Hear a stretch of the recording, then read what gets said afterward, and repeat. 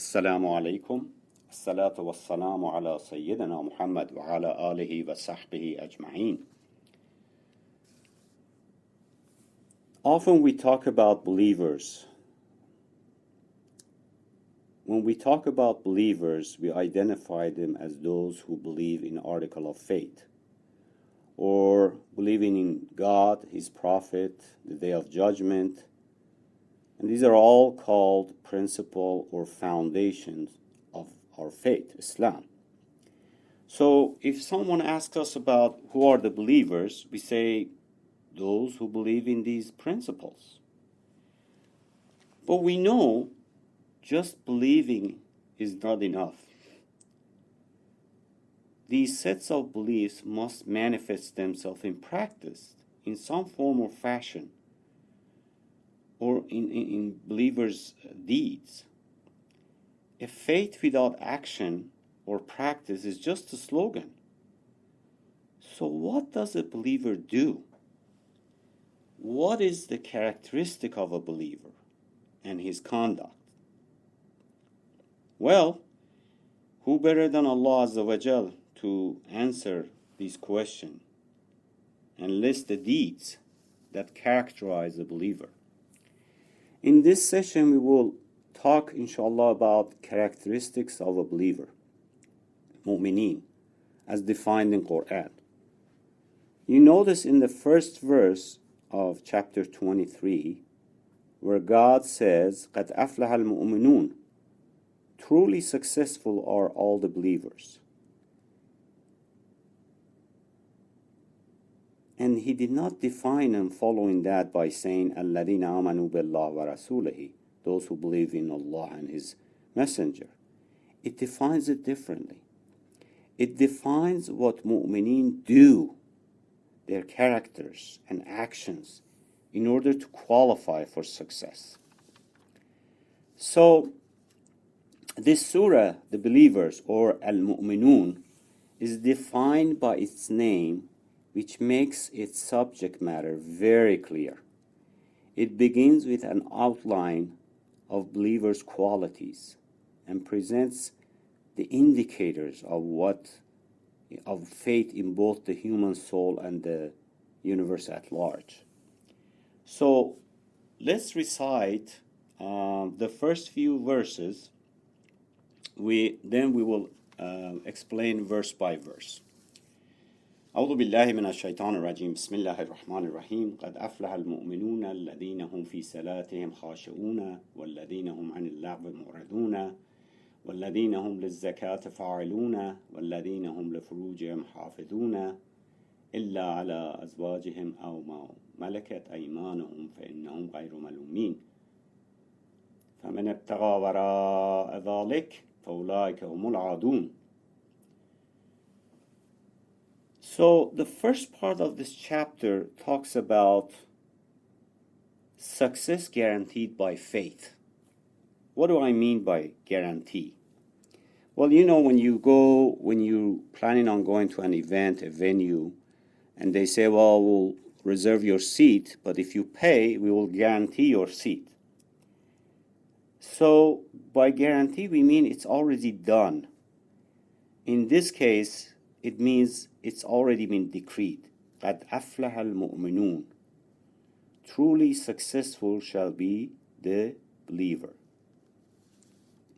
Truly successful shall be the believer. So, it is a true promise, but also it is a firm decision ensuring success for the believer. If we take it as a promise, we know God never fails to honor His promises. And again, if we say this is His decision, then no one can ever foil a decision by God. What is promised is success in this life and the hereafter. Because aflah, success, is a general term here, and it's the success for the individual believer and for the community of believers. A believer will feel this success in his heart and will see it coming true in the day-to-day life. the success God promises include all that human beings associate with success. And of course here, success is defined by God, not by our standard. That may be, our standards may be ill-defined, incomplete, or erroneous. Now, a quick translation of aflaha. So we talked about aflaha means success, right? In addition to successful or prosperous, it also has another meaning that you don't see much. Among all the other words that in Arabic language that they use for farmer, the term fallah means also farmer. So this term is used. Now, if you understand what the farmer does, what does he do? He plants a seed in the soil, the seeds in the soil. He waters them. He feeds them. He protects them against the weather, the insects, and so on. But still, in most cases, he does not know what's going to happen until the harvest. And the farmer gets paid only once a year. Not like you and I, those of us who work, we get paycheck every week or bi-weekly or monthly.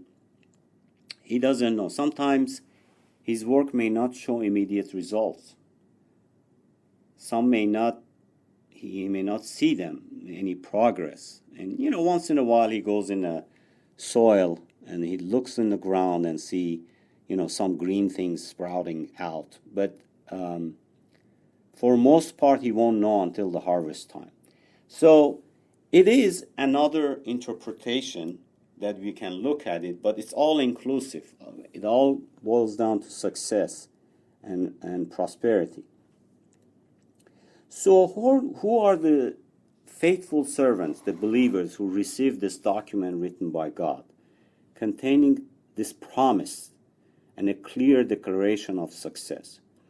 Who are the believers that are promised all the goodness, victory, happiness, success, and goodly harvest, provisions in this life on earth, and further promise to be successful in hereafter? So these verses 2 through 9, give us a detailed list of these characteristics, their conduct. They are the ones who humble themselves in their prayer, who turn away from all that is frivolous, who are active in deeds of charity, who refrain from intimacy except with those joined with them in marriage, to whom they rightfully possess, for then they are free of blame. Whereas those who seek to go beyond that limit are indeed transgressors. Those who are faithful to their trust and to their pledges, and those who are diligent in their prayers. Verses 2 through 9. Together, they draw for us the character of a Muslim at its highest level. Now, but again we ask, what value do these characteristics give to the life of the individual, the community, and to human life in general? Well, let's go through them. Let's go through them one by one.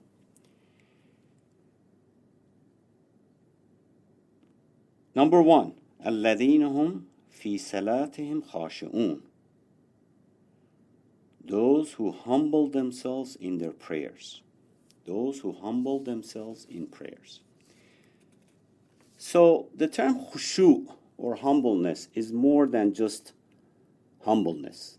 It is a full concentration with humble presence of body and soul. This is really, khushu is one of those words that really doesn't have a full meaning equivalent in English or any other language for that matter. Khushu in Quran is an action by body limbs or body members, but also action in heart. Quran says, uses the term like khashi'atan absarahum, means they lower their eyes, or their eyes will be cast down. Refers to khushu in heart. Or it says, an takhsha'a qulubuhum li dhikrillah. Those are the ones, the believers are the ones, their heart, submits with humbleness when Allah is remembered, in remembrance of Allah. So it's both physical and spiritual. Then, by this definition, when it says, الَّذِينَ هُمْ فِي صَلَاتِهِمْ خَاشِعُونَ, it is referring to full concentration with presence of body and soul, or presence of body and presence of heart. Some people might say, well, if we're just talking about concentration, there are classes that exercise in focus in order to get you to focus your energy. Or these schools that focus on, school of disciplines that focus on some meaningless words that you focus on, and then that, you keep repeating it in order to concentrate. Or even yoga, and a lot of people are familiar with yoga. And now there are all kinds of these classes in practicing how to concentrate and focus their energy. Then they ask, so why do I need to pray 5 times a day? I can just take a yoga class or one of these classes, and they're thinking that this is equal to worship of God, a prayer to God. The answer is, when we talk about prayer and khushu', concentration is only the first step, only one part of it. The next step is presence of heart, shaking of heart, going to a different state. Otherwise, I may just tell you a word that would attract your full attention, so much so that you might not think of anything else, but no change to your heart or condition of your heart. Your whole body does not tremble. Your feeling is not stirred. In other words, no presence of heart, and that's the key. Presence of heart means when you stand in front of Allah Azza wa Jal, you feel His majesty. Your heart shakes, and you're in full attention with humbleness in its sign, and all the things that are surrounding you. You're in full attention. And there is a sign for this. The sign is that you break into tears. This is called worship of God. Focus and concentration is just the first step. Khushu' is far more than that. These classes or thoughts do not give you this, do not teach you this. So, in summary, if we were to just summarize this, they feel the reverence associated with their prayers, the mu'minun, as they stand up to address God, and their hearts are filled with respect, with awe, which in turn reflected in their features and movements. Their spirit feel God's majesty as they realize that they stand in His presence. Therefore, all their, preoccupations and distractions disappear. Their thoughts and feelings are all concentrated on the dialogue with the Creator, the dialogue with Allah Azza wa Jal. And in His presence, they are unaware of all the surrounding. They don't know what's going on around them. They see and feel nothing but His majesty. Their minds and hearts are purged, clean from the slightest alien thoughts or feelings. This is what khushu' is referred to.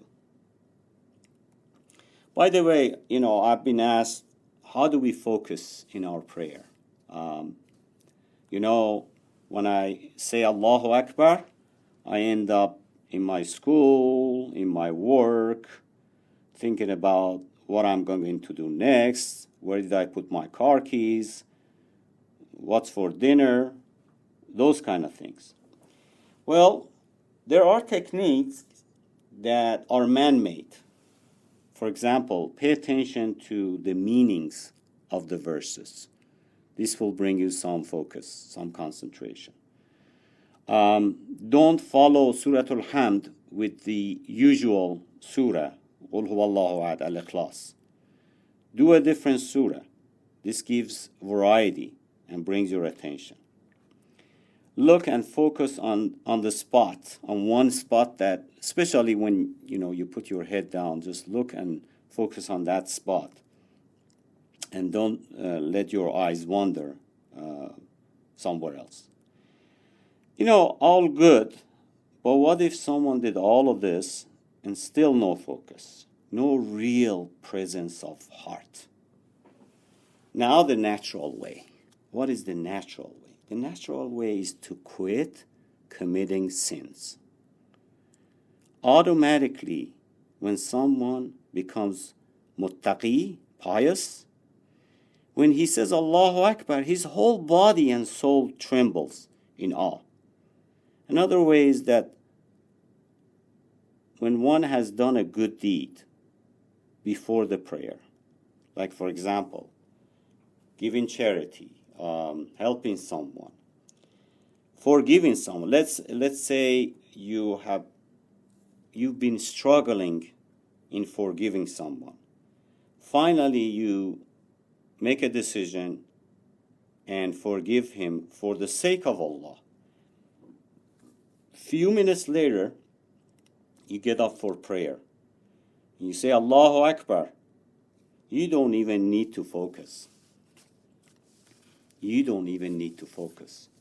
You're already in a different state of mind and heart. When you say Allahu Akbar, you got a different connection with Allah. Why? Because of an earlier sacrifice you made for the sake of Allah. Now, imagine if someone's life is full of sacrifice, taqwa, piety, and tries to purify himself and live a virtuous life for the sake of God. It is impossible for him not to have a presence of heart in his prayer. Allah says, إِذَا ذُكِرَ اللَّهُ وَجِلَتْ قُلُوبُهُم, chapter 8, verse 2. Believer is the one who, when he remembers Allah, his heart trembles with awe and respect. وَإِذَا تُلِيَتْ عَلَيْهِمْ آيَاتِهِ زَادَتْهُمْ إِيمَانًا. When his revelations are recited to him, his iman is increased. He can't be indifferent. This is how we liven up our prayers, folks. So this الَّذِينَ هُمْ فِي صَلَاتِهِمْ خَاشِعُونَ, first verse describing characteristics of believer, which starts with prayer. Why? Because prayer is the very foundation. Prayer is instrumental in building the foundation of our belief. Lively prayer produces taqwa, piety, virtue in a believer. And in return, taqwa and piety produces lively prayer. So you see, it's circular. All right, verse 3.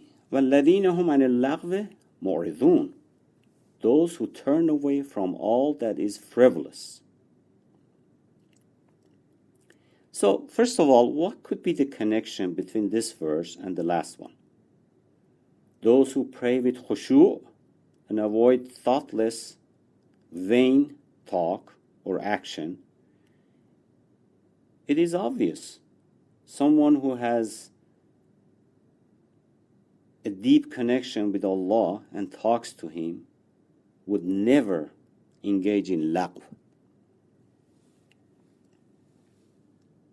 and would have this politeness, this adab in his words.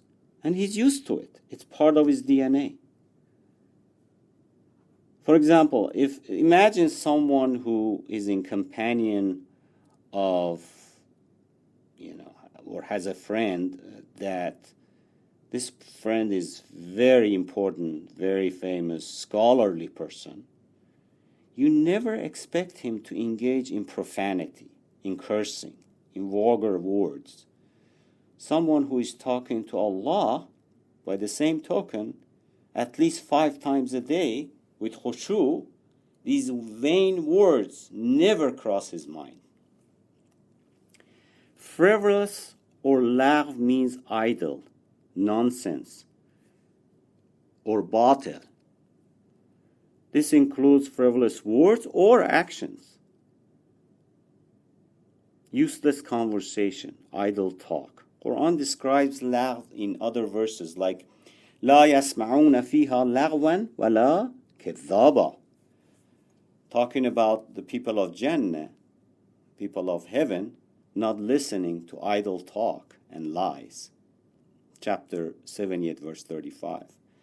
Or talking about believers, Quran says, وَإِذَا مَرُّوا بِاللَّغْوِ مَرُّوا كِرَامًا. When they pass by where there is vain talk, pass by it with grace. In Surat Al-Furqan 25:72. Marru kirama, they pass by with grace. وَإِذَا سَمِعُوا اللَّغْوَ أَعْرَضُوا عَنْهُ وَقَالُوا لَنَا أَعْمَالُنَا وَلَكُمْ أَعْمَالُكُمْ سَلَامٌ عَلَيْكُمْ. And when they hear vain talk, idle talk, they turn away from it and say to those that are doing this, say, to us our deeds, and to you your deeds. Peace to you.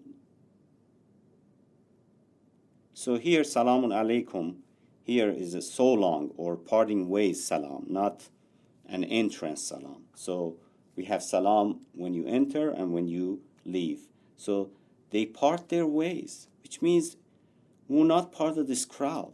We turn away and leave with courtesy. They see themselves above it and not becoming of them to engage in such conversations.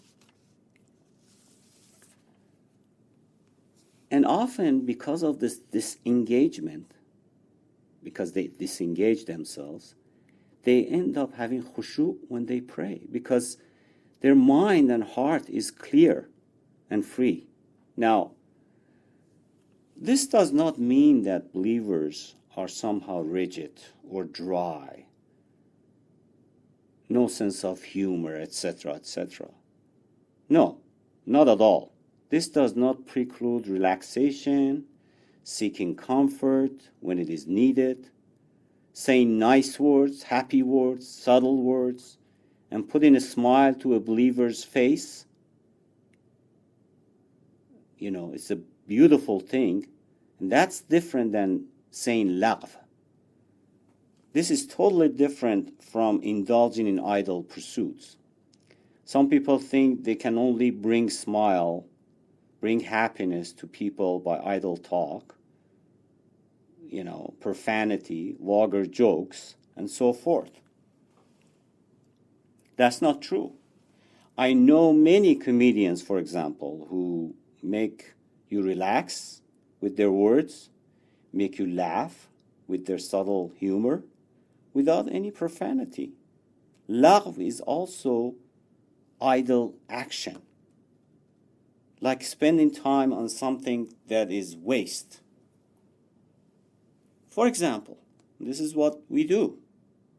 Playing Angry Bird or on PlayStation for hours is idle act. It is useless in this world and hereafter. For older folks, we engage in this vain talks, vain conversation that are useless, again, in this world and hereafter. A Muslim should have respect for his time. If you really, really have khushu and respect for your salat, your prayer, then you will have respect for your time. And in between your prayers as well, the time that's in between. So you don't waste at all. You don't waste time. Imagine when you listen to and this is again, when you listen to a khutbah, a lecture in a convention or something, some of you fall asleep in the first 15 minutes, guaranteed. But you make sure that you check your Facebook to see, you take your time to look at your Facebook to see the comments that you just put in, how many comments you got for the news or picture or whatever you posted, thumbs up or thumbs down. Or when you get with your friends, you can talk for hours. Then at 2 a.m., you say, oh my God, where did the time go? There goes your Fajr prayer. Because it's very difficult going to bed 3 o'clock in the morning and having to get up at 5:30 for morning prayer. When we fill our time with useless things, we're really disillusional about who we are, who we really are. A believer's heart has its own preoccupation, which is away from idle things.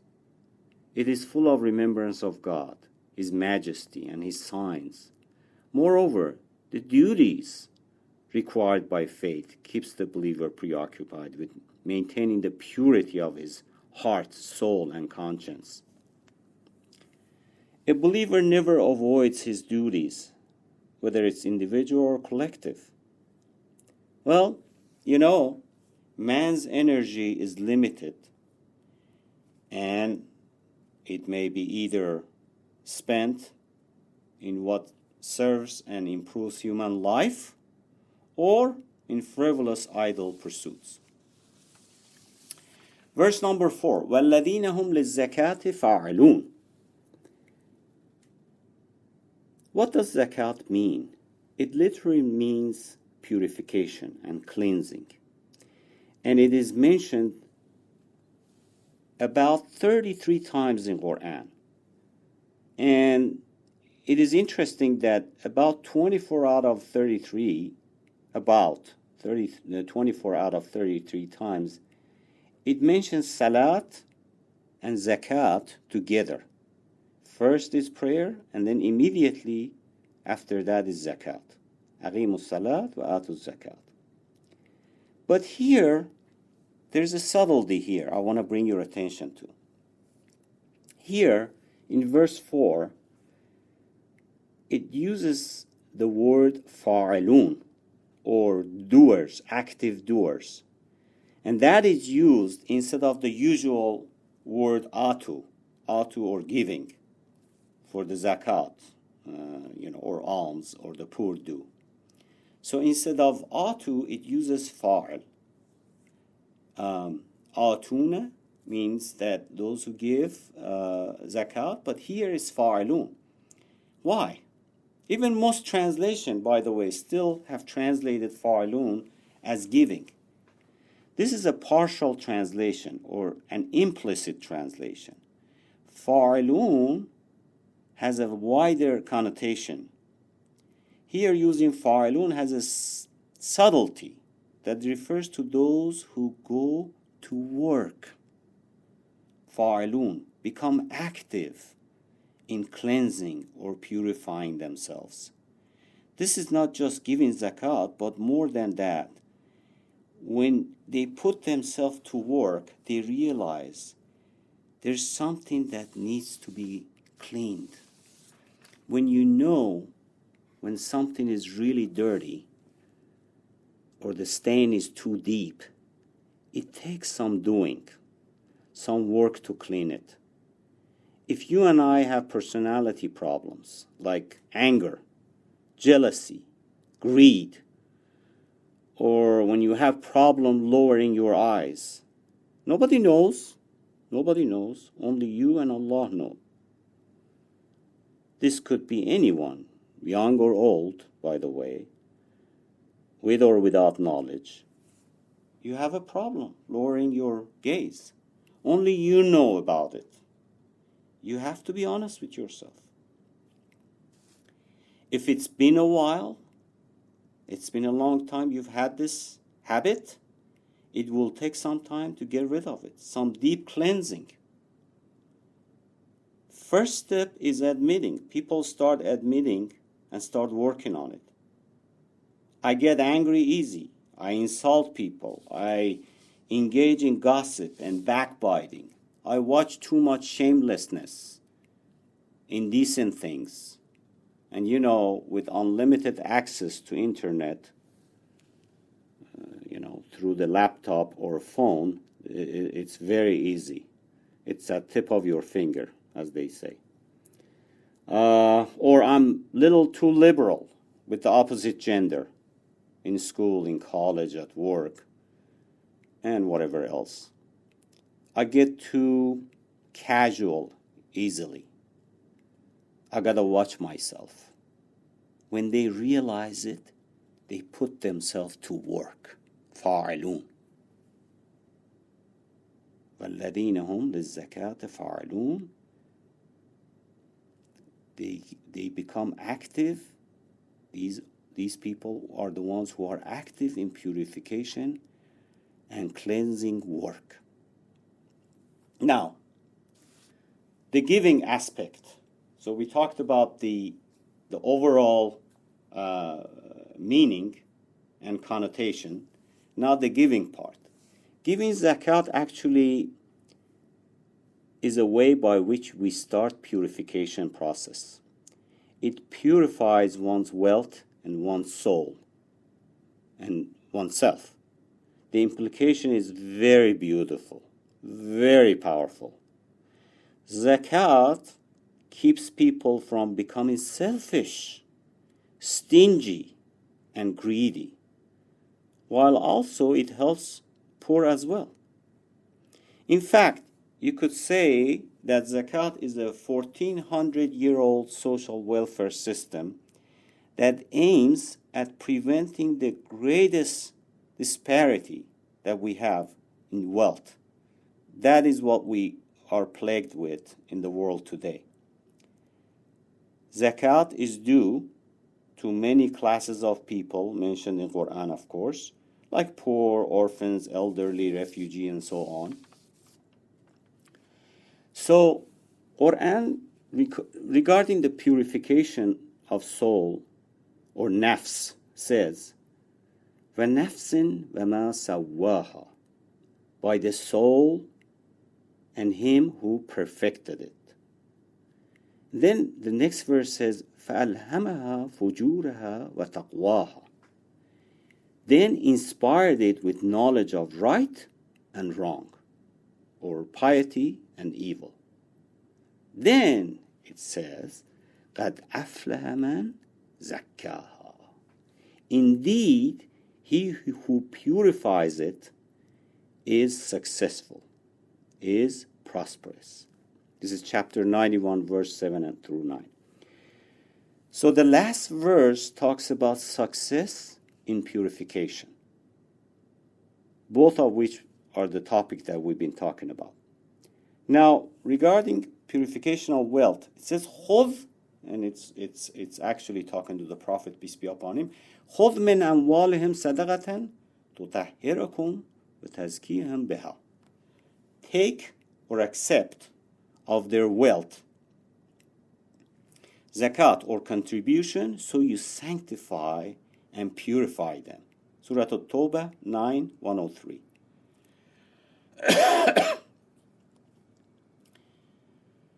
Another place, it says, وَأَنْفِقُوا خَيْرًا لِأَنفُسِكُمْ وَمَنْ يُوغَ شُحَّ نَفْسِهِ فَأُولَٰئِكَ هُمُ الْمُفْلِحُونَ.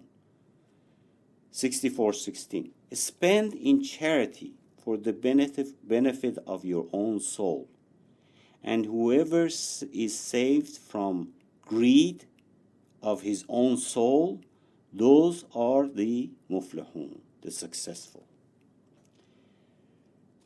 It also says, يَا أَيُّهَا الَّذِينَ آمَنُوا أَنفِقُوا مِنْ طَيِّبَاتِ مَا كَسَبْتُمْ وَمِمَّا أَخْرَجْنَا لَكُمْ. And then it goes on, as the verse, I didn't recite the whole thing. O you who believe, give, referring to zakat, from good things you have earned. Good things you have earned. Or that which we brought out of ground for you. Giving zakat reduces selfishness.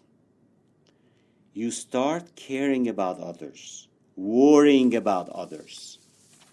So the implications are both in individual soul and also in the society. So we go back to the circular nature of these verses. Those who pray with khushu', they continuously try to purify themselves, cleanse themselves. Put another way, those who are active in the purification pray with khushu'. In summary, the believers, having demonstrated their salat, their prayer, with total submission to God, and having turned away from all that is frivolous, true believers, mu'minun, complement this by being active in giving. Such charity purifies man's heart and money. It purges hearts of selfishness or greed, and overcome Shaitan's whispers of discouragement, as he brings us a picture of poverty. Because every time we want to do it, Shaitan comes and says, oh, if you give, tomorrow what are you going to do? You may not have enough for rent. You may not have enough for this and that. There's the same prophet said that, zakat will never, and charity in general, actually, will never decrease your wealth. It also makes our money, or what has left, pure, good, and blessed, full of barakah, and free of all obligations. Furthermore, zakat protects the community against the imbalance that results from extremes of either poverty on one side and then extreme affluence on the other side. It really does provide a social security for weaker individuals while protecting the community from disintegration, from being pulled apart by both sides. Part of being a Muslim, which means submission to God, is surrendering all that we have from Him, especially that which we love the most. This concludes verses 1 through 4, ending part 1. We will discuss verses 5 through 11 in part 2, inshallah. We ask Allah Azza wa Jal to help us understand and apply these principles to achieve becoming among the true believers. We ask Allah Azza wa Jal to help us liven up our prayers with khushu', be wise in using the time He has given us, and help us in purifying our wealth, our soul, and purge our hearts from greed and selfishness. Bismillahir Rahmanir Rahim. Wal asr innal insana lafi khusr illa alladhina amanu wa amilus salihati wa tawasaw bil haqqi wa tawasaw bis sabr. Wassalamu ala man ittaba'a al huda.